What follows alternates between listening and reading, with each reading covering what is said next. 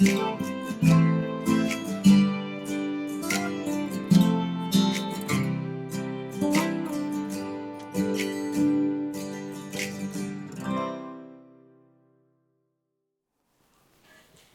The lord, hallelujah. প্রিয়জনেরা, আমরা সামনে রবিবার পালন করতে চলেছি সাধারণকালের তৃতীয় রবিবার।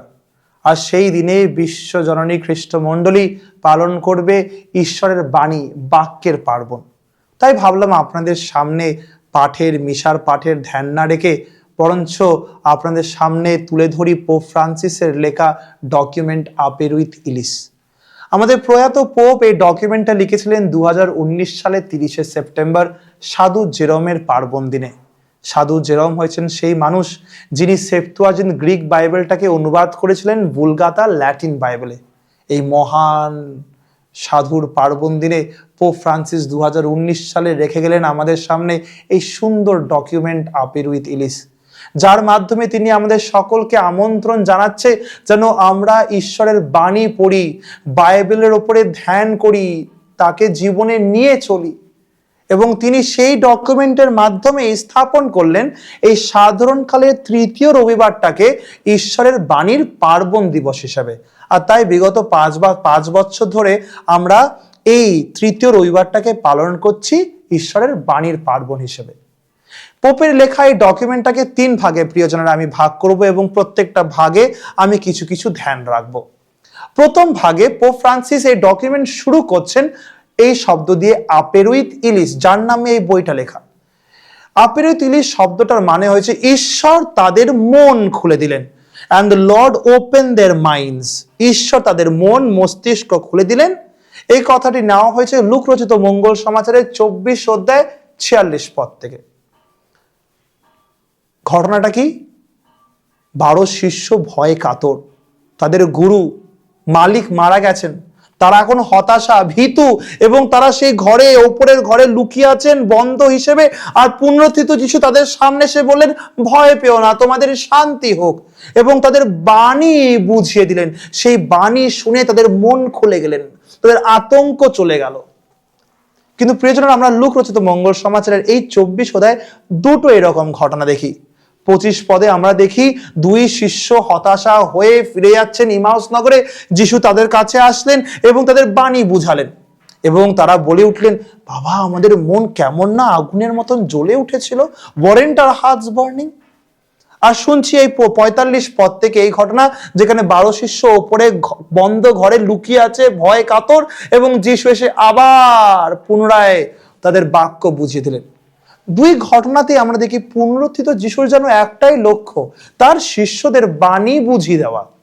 এবং তিনি আমন্ত্রণ জানাচ্ছে, শিষ্যরা তোমরা বাণী পড়ো, কেন বাণী না পড়লে তোমরা আমাকে চিনবে না।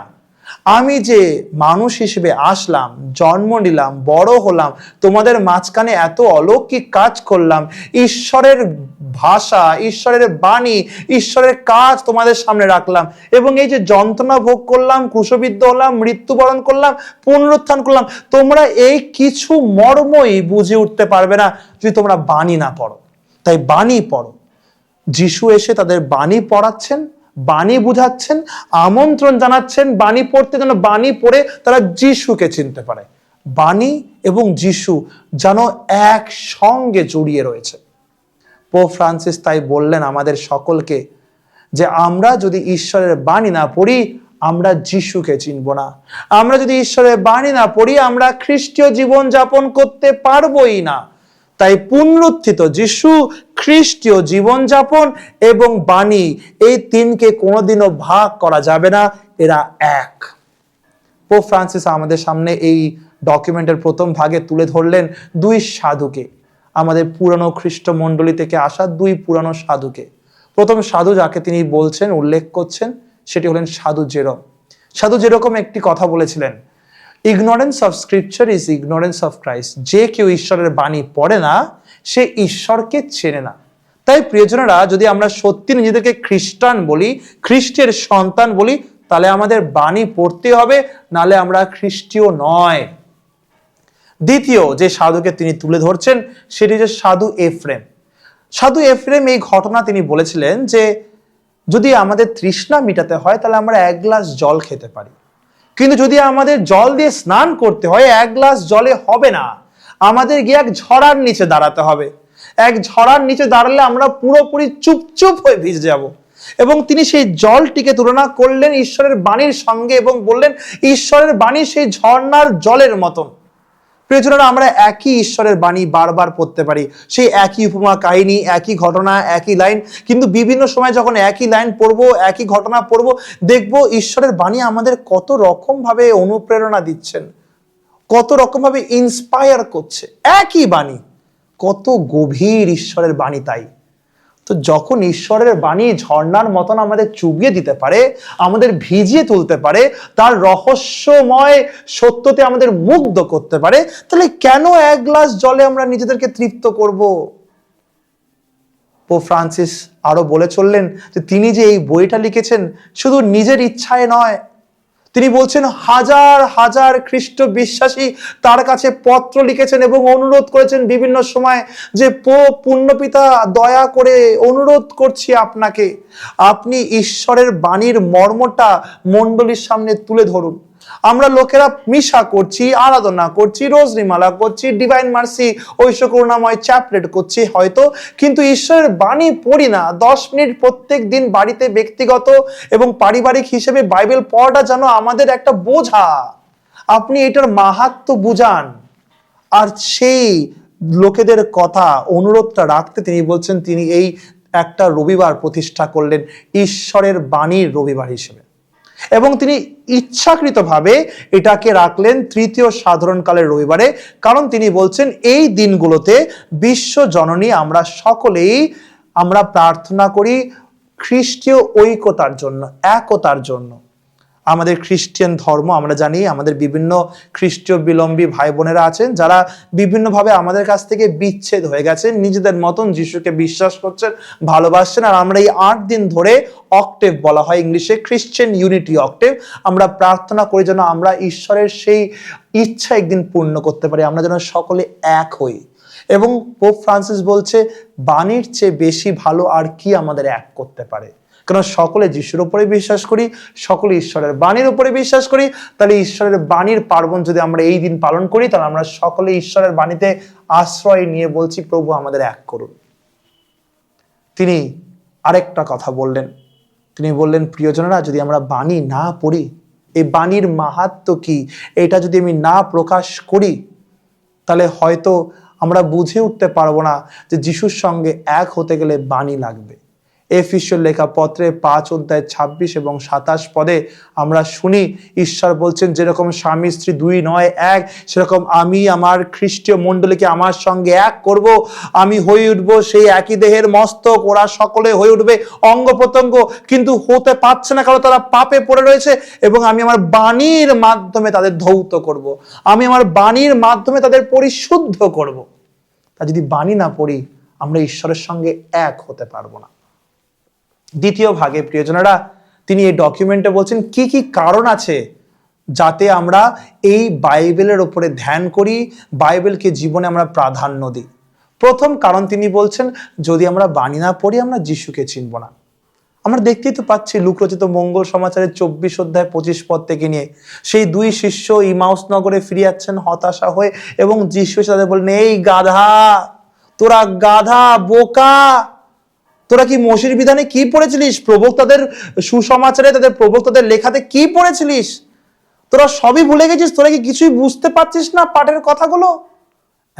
আমরা বোকা, আমরা যিশুকে চিনবো না। আমরা বলবো কোথায় যিশু, কেন শুনছো না, কেন সাড়া দিচ্ছ না? প্রার্থনা করে যাবো কিন্তু মনে হবে কেউ বুঝছে না, শুনছে না, অনুভব করতে পারবো না যিশুকে। কারণ কি? আমরা বাণী ধরিনি। বাণী না ধরলে আমরা বোকা হয়েই থাকবো। তাই করিন্থীয়দের কাছে প্রথম পত্রে 15 অধ্যায় 3 থেকে 5 সাধু পল বলছে ঈশ্বরের যন্ত্রণা ভোগ বাণীর জন্য হয়েছে, ঈশ্বরের মৃত্যু বাণীর জন্য হয়েছে, তার ক্রুশবিদ্ধ ঈশ্বরের বাণীর জন্য হয়েছে, তার পুনরুত্থান হয়েছে না ঈশ্বরের বাণী পূর্ণ হয়। যিশুর জীবনে যা কিছু ঘটেছে বাণী পূর্ণতা লাভ করার জন্যই ঘটেছে। তাই যদি বাণী না পড়ি যিশুকে চিনব না। দ্বিতীয় কারণ পোপ বলছেন কেন আমরা এই বাণী পড়বো, কারণ আমরা বিশ্বাসে বাড়বো। যদি আমাদের বিশ্বাসে বড় হতে হয়, পুকুরের জলের মতন না, স্থলমান ময়লা, কারণ বয়ে চলছে না, যদি আমাদের বিশ্বাসে সেরকম যদি স্থল না হতে হয়, পরন্তু চলমান হতে হয়, বাড়তে হয় বিশ্বাসে, তাহলে আমাদেরকে বাণী ধরতে হবে। রোমীদের কাছে পত্রে 10 অধ্যায় 17 পদে সাধু পল বলছেন, আমরা সেটাই বিশ্বাস করি। আর আমরা বিশ্বাসে তখনই বাড়ি যখন আমরা শুনি, এবং আমরা কি শুনি? ঈশ্বরের বাণী শুনি। তাই যখন ঈশ্বরের বাণী শুনি তখন আমরা বিশ্বাসে বাড়ি। আমরা যদি ঈশ্বরের বাণী প্রত্যেকদিন না ধরি, আমরা প্রত্যেকদিন আমরা বিশ্বাসে বাড়ছি না। তৃতীয়ত, কেন আমি পড়বো ঈশ্বরের বাণী? কেন আমি ঈশ্বরের বাণীকে নিজের জীবনে গুরুত্ব দেব? সেটা হয়েছে, ঈশ্বরের বাণী না পড়লে আমি খ্রিস্ট জাগ বুঝে উঠতে পারবো না। খ্রিস্ট জাগের মাহাত্ম্য কি? খ্রিস্ট জাগে কি হচ্ছে, রহস্যটা খ্রিস্ট জাগে যিশু আমাকে কি দিচ্ছে, তার প্রতি ভালোবাসায় আমি বাড়তে পারবো না খ্রিস্ট জাগে যদি আমি বাণী না ধরি। প্রিয়জনরা, তাই প্রত্যেক দিন যদি মিশায় একটু লক্ষ্য করে দেখি, দেখব প্রত্যেকটা মিশায় প্রথমে পাঠ রাখা হচ্ছে। পাঠের মাধ্যমে আমরা ঈশ্বরকে বুঝতে পারছি, এবং তারপর সেই পাঠের পরে আমরা ঈশ্বরকে দেহ আকারে গ্রহণ করছি। পোপ ফ্রান্সিস তার ডকুমেন্ট দেসিদেরাভি বলে 2022 সালে বলেছিলেন, এই ডকুমেন্টে, যদি আমরা ঈশ্বরের বাক্য শুনে নিজেকে যদি শুচি না করি, নিজেকে যদি আমরা তৈরি না করি, তাহলে সেই বাণী যখন দেহ ধারণ করে রুটির আকারে আমাদের সামনে আসবে, আমরা তাকে গ্রহণ করতে পারবো না। দেই ভেরবুমেও এই কথা লেখা আছে 21 নম্বর প্যারাগ্রাফে, আরেকটা ডকুমেন্ট মণ্ডলীর, যেখানে একই কথাই বলা হয়েছে যে ঈশ্বরের বাণী আর ঈশ্বরের রুটির মধ্যে মিলটা কি। যদি আমরা ঈশ্বরের বাণী শুনে নিজেকে তৈরি না করি, ঈশ্বরের দেওয়া দেহ রুটির আকারে আমরা গ্রহণ করতে পারবো না, তার মাহাত্ম্য বুঝে উঠতে পারবো না। তাই আসুন প্রিয়জনেরা, আমরা যদি খ্রিস্টজাগকে সত্যি ভালোবাসতে চাই, তাহলে আমরা বাণী পড়ব, বাণীতে আরো আগ্রহ হয়ে উঠব। চতুর্থ কারণ তিনি বলছেন কেন আমরা বাণী পড়ব। বাণী না পড়লে আমরা পরস্পরকে ভালোবাসতে পারবো না। প্রিয়জনরা, আমাদের সকলের জীবনে এরকম কেউ আছে যে আঘাত করেছে, যে দুঃখ দিয়েছে। ফাদার, চেষ্টা করছি ক্ষমা দিতে, কিন্তু পারছি না ক্ষমা দিতে। এমন দুঃখ, এমন ব্যথা দিয়েছে, বা এখনো দিয়ে চলেছে, বা এমন জন যাকে আমি ব্যথা দিয়েছি, দুঃখ দিয়েছি, লজ্জা পাচ্ছি ক্ষমা চাইতে এবং এক হতে। সকলের জীবনে আছে, আমরা চেয়েও অনেকজনের সঙ্গে এক হতে পারছি না। পরিবারের মানুষ, আত্মীয় স্বজন, প্রতিবেশী, কাজের জায়গায়, স্কুলের জায়গায়, সবার সঙ্গে একই রকম ভাবে ভালোবাসায় যুক্ত হতে পারছি না, কারণ বাণী নেই। বাণী থাকলে আমরা বুঝবো কি রকম ভাবে মা মারিয়া নিজের সন্তানকে হারিয়ে ক্রুশের নিচে নিজের মরা সন্তানকে কোলে নিয়ে তাকে কবরে দেওয়ার পরে তিনি পারলে রেগে যেতে পারতেন, 11 শিষ্যকে মারতে পারতেন, বকতে পারতেন না, তিনি চলে গেলেন শিষ্য চরিতে বলছেন সেই ওপরের ঘরে, এবং তাদের সেবা করলেন, তাদের ভালোবাসলেন, তাদের জন্য প্রার্থনা করলেন যেন পবিত্র আত্মা তাদের উপরে নেমে আসে। মা মারিয়া ভালোবাসলেন, যিশু বারবার ভালোবাসলেন এবং পিতরকে বললেন 70 দ্বিগুণে 7 বার ভালোবাসো, অনন্তবার ভালোবাসো। সেই ব্যভিচার নারীকে বললেন, কেউ তোমার উপরে পাথর ছোড়েনি, আমিও ছুড়বো না। জাকেউস, নেমে আসো, তোমার ঘরে আজ পরিত্রাণ এসেছে। যিশু বারবার ক্ষমা করছেন, বারবার ভালোবাসছেন। আর তাই যোহনের পত্রে, প্রথম পত্রে 4 অধ্যায় 20 পদে বলছেন, কি করে তুমি বলতে পারো তুমি ঈশ্বরকে ভালোবাসো? তুমি তো মিথ্যাবাদী। তুমি যদি পরস্পরকে না ভালোবাসতে পারো, তুমি ঈশ্বরকে ভালোবাসতে পারো না, যাকে দেখোইনি। তাই প্রিয়জনেরা, যদি পরস্পরকে ভালোবাসতে হয়, বাণী পড়তে হয়। বাণী পড়ে দেখবো যে যিশু নিজেও তো অত্যাচারিত হয়েছিল, যাদের কাছে সে কাজ করেছিল, যাদের জন্য তিনি নিজেকে জীবন দিয়ে দিল, তারাই তাকে ক্রুশে দেওয়ার জন্য এক পায়ে রাজি ছিল। বাণী পড়ুন এবং প্রতিবেশীকে ভালোবাসার শক্তি পান। পঞ্চম কারণ তিনি বলছেন কেন বাণী পড়বো। বাণী পড়লে পবিত্র আত্মাকে পাবো। বাণী দেহ ধারণ করে জন্মগ্রহণ করলেন, তার নাম যিশু। বাণী যে যিশু হলেন, সেই যিশুই পবিত্র আত্মার শক্তিতে দেহ ধারণ করলেন। পবিত্র আত্মার শক্তিতে তিনি বাপ্তিস্ম গ্রহণ করলেন। পবিত্র আত্মার শক্তিতে তিনি 40 দিন নিজেকে প্রস্তুত করে শয়তানের সঙ্গে যুদ্ধ করতে গেলেন, এবং শয়তানকে তিনি বাণী দিয়ে হারালেন, যে বাণী হয়েছে ঈশ্বরের পবিত্র আত্মার তলোয়ার। এফিসীয়দের কাছে পত্রে 6 অধ্যায় 16 পদে আমরা শুনি যে পবিত্র আত্মার তলোয়ারই হয়েছে বাণী। যিনি নিজেই বাণী, যিশু, সে পবিত্র আত্মায় শক্তি পেয়ে পবিত্র আত্মার তলোয়ার বাণী, পবিত্র আত্মার তলোয়ার বাণী নিয়ে যুদ্ধ করছেন শয়তানের সঙ্গে। যাওয়ার আগে বলে যাচ্ছে, পিতা তোমার গৃহে আসছি, এদের কাছে পবিত্র আত্মা রেখে যাই, এদের দাও সহায়ক আত্মাকে। তাই প্রিয়জনেরা, যদি আমরা বাণী না পড়ি পবিত্র আত্মাকে পাবো না। পোপ ফ্রান্সিস বলছে পবিত্র আত্মাকে না পেলে আমরা বাইবেল পড়বো কিন্তু আর মর্ম বুঝে উঠতে পারবো না। আমরা বাইবেল শুধু পড়ার জন্য পড়বো, তার আসল ব্যাখ্যাটা কি, অ্যাকচুয়াল ধ্যানটা কি, যিশু আসলে কি বলতে চেয়েছে সেটা শুনবো না। যেটা আমি ভাবতে চাই সেটা পড়বো এবং বলবো না না না যিশু তো বলেছে বাইবেলে এরকম, না না যিশু তো বলেছে এরকম। আমি আমার নিজের মতন ভুল ভাবনা রাখবো বাইবেলের প্রতি। পবিত্র আত্মা না থাকলে বাইবেলের আসল মর্যাদা, মূল কথা বুঝে ওঠা যায় না। তাই বাইবেল পড়ুন, পবিত্র আত্মাকে পান। পবিত্র আত্মাকে পেলে বাইবেলটাকে আরো শক্ত করে ধরতে পারবো তলোয়ার হিসাবে শয়তানের সঙ্গে যুদ্ধ করার জন্য। ষষ্ঠম কারণ তিনি বলছেন কেন আমরা বাইবেলটা পড়ব। সকলের জীবনে আমাদের ভালো দিনও আসে, খারাপ দিনও আসে। ভালো ভালো খুশির সময় আসে যেগুলো আমরা স্মরণ করে আনন্দ পাই, এবং এমন দুঃখেরও সময় আছে যেগুলোকে যখন ভাবি আমরা আবার মন কেঁদে ওঠে। সকলের জীবনে রয়েছে। আর পোপ ফ্রান্সিস বলছে এরকম দুজন ব্যক্তি বাইবেলেও আছে। এজিকিয়েল, প্রবক্তা এজিকিয়েল, তার গ্রন্থে 3 অধ্যায় 3 পদ থেকে আমরা পাই, তাকে বলা ছিল এই বাক্য খাও, ঈশ্বরের বাণী খাও। এবং তিনি যখন বাণীটা খেলেন তিনি দেখলেন বাণী মিষ্টি। যোহন তার দিব্য দর্শনে প্রত্যাদেশ পুস্তকের 10 অধ্যায় 10 পদে তিনি দেখছেন যিশু বলছেন তাকে বাণী খাও, এবং যোহন ঈশ্বরের বাণী খেলেন, খেতে তো মিষ্টি, কিন্তু পরে দেখলেন কিরকম তিতো ভাব আসছে ভেতর থেকে। প্রিয়জনেরা, বাণী আমাদের শেখায় তাই যে জীবনে মিষ্টি এবং তিতো দুটো নিয়েই চলতে হবে। ঈশ্বরকে অনুসন্ধান করছি বলে, ঈশ্বর আমার কাছে আছে বলে, ঈশ্বর আমার প্রার্থনা শুনছে বলে আমি যে শুধু ভালোই হবে আমার জীবনে, ঈশ্বরের অনুগ্রহে আছে বলে শুধু ভালোই হয়ে যাবে আমার জীবনে, কোনো ব্যথা আসবে না, কোনো সমস্যা আসবে না, তা নয়। ব্যথা, সমস্যা, আনন্দ, দুঃখ সব নিয়েই খ্রিস্টীয় জীবন। তাই তো ঈশ্বরের পুত্রকে ক্রুশবিদ্ধ হতে হয়েছিল। দ্বিতীয় ভাগের শেষে পোপ ফ্রান্সিস বলছেন, আমি তোমাদের বলেছি কেন আমি এটা লিখেছি, আমি বললাম কি কি কারণে আমাদের বাইবেলটাকে ধরে রাখতে হবে।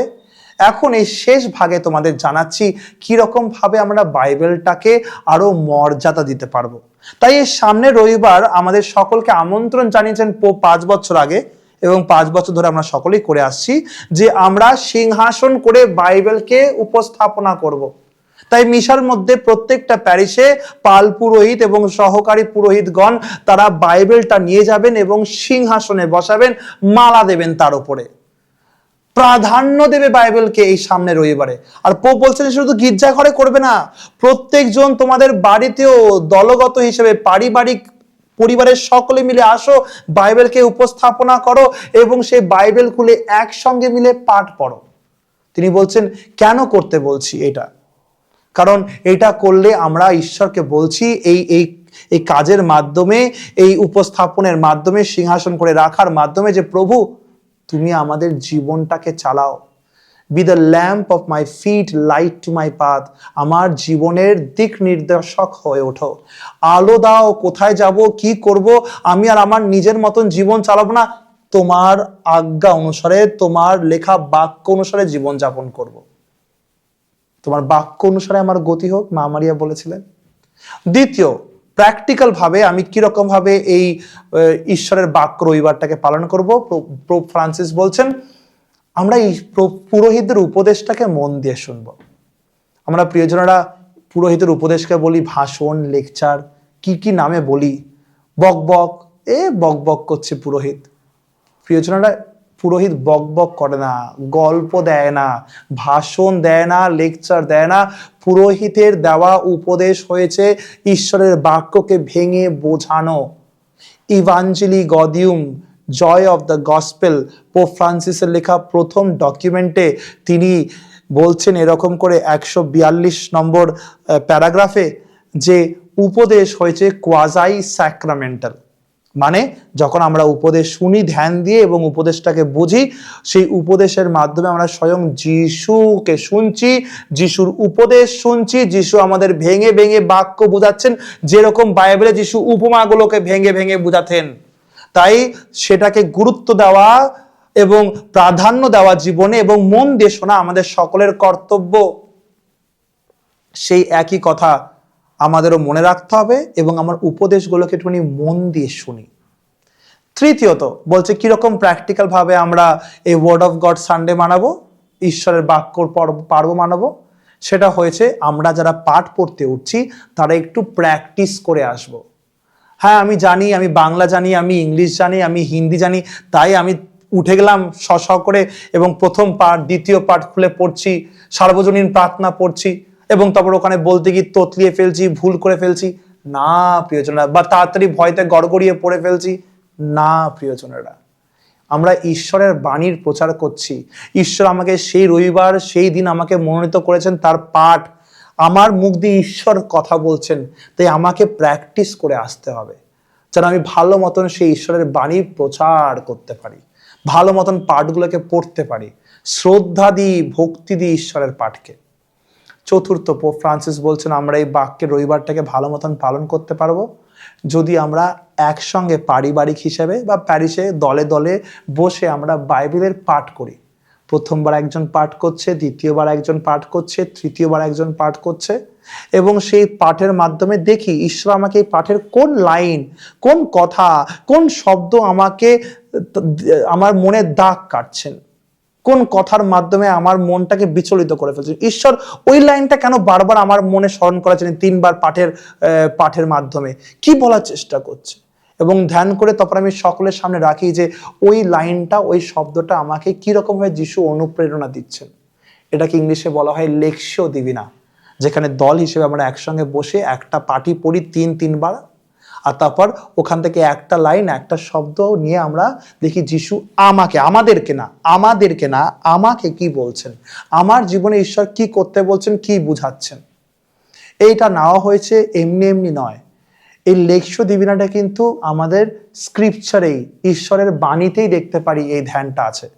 আমরা দেখতে পারি নেহেমিয়ার গ্রন্থে 8 অধ্যায় 8 থেকে 10-এ, যখন তারা ব্যাবিলন থেকে ফিরে আসলেন ইহুদি জাতি এবং এসে দেখলেন যে তাদের পুরো শহর দেশ ভেঙে চুরমার, কিছু নেই, তখন তারা সেই ভাঙা মন্দিরে গিয়ে সেই গ্রন্থ খুঁজে পেলেন, ঈশ্বরের তোরা খুঁজে পেলেন, এবং তারা পুরো গোটা দেশবাসী জাতি এক হয়ে ঈশ্বরের বাণীর পাঠ শুনলেন, এবং সেই বাণীর পাঠ তারা খুব মন দিয়ে শুনলেন এবং দেখলেন সেই বাণী তাদের সঙ্গে কথা বলছেন, তাদের সঙ্গে যে ঘটনা ঘটেছেন, তারা যে গেলেন দাসত্বে এবং সে দাসত্ব থেকে পরাজিত হয়ে এখন বিজয়ী হয়ে ফিরে আসছেন, এই সব ঘটনা কেন প্রভু তাদের জীবনে এনেছেন সেগুলো তারা বুঝে উঠতে পারছেন এই পাঠের কথা শুনে।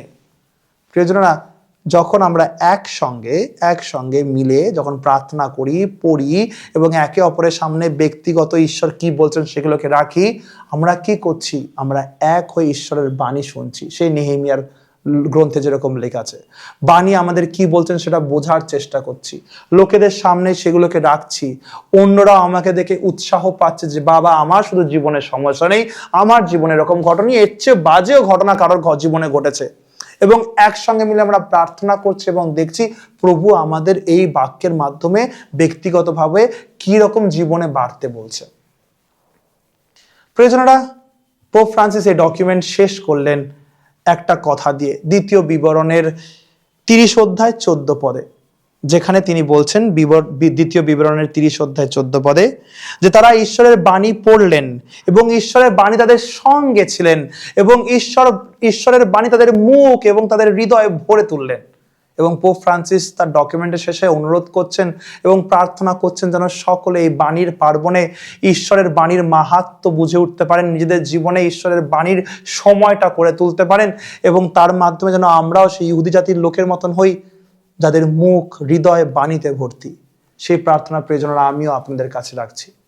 আরেকটাও প্রার্থনা রাখছি যে সাধু পলের লেখা কলোসীয়দের কাছে পত্রের 3 অধ্যায় 16 পদে, যেখানে তিনি বলেছেন ঈশ্বরের বাণী তোমাদেরকে পরিপূর্ণ করুক, let the word of God dwell in you richly. সত্যি যেন এই পার্বণের মাধ্যমে আমরা যেন সত্যি ঈশ্বরের বাণীর মাহাত্ম্য বুঝে উঠতে পারি এবং ঈশ্বরের বাণী যেন গভীরতরভাবে, পরিপূর্ণভাবে আমাদের জীবনকে সাফল্যমণ্ডিত করুক। সকলকে জয় যিশু।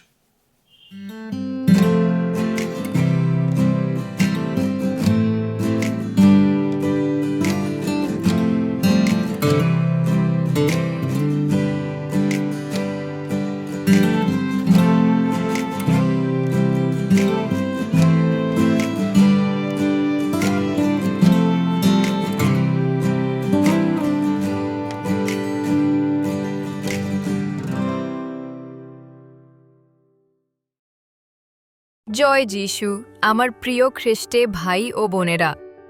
মারিয়া ভিশন ইন্ডিয়া পরিবারের একজন সদস্য হয়ে যান। প্রতিদিনের আধ্যাত্মিক অনুপ্রেরণামূলক বিষয়বস্তু পেতে এবং ঈশ্বরের আরও কাছাকাছি যেতে আমাদের ইউটিউব ও ইনস্টাগ্রাম পেজটি অনুসরণ করুন। প্রতিদিন আমাদের সঙ্গে যুক্ত হন লাইভ পবিত্র মিসা এবং লাইভ আরাধনার জন্য। এছাড়াও মিস করবেন না আমাদের শক্তিশালী চেইন অফ লাভ। এটি একটি মধ্যস্থতা প্রার্থনা যা সোমবার থেকে শুক্রবার সন্ধ্যা 6টায় লাইভ সম্প্রচারিত হয়। আমাদের সব লাইভ অনুষ্ঠান দেখতে পারেন এখানে: হ্যাথওয়ে টিভি চ্যানেল নাম্বার 23, ডেন টিভি চ্যানেল নাম্বার 131। মনে রাখবেন, মা মারিয়ম সর্বদা আপনার সঙ্গে আছেন।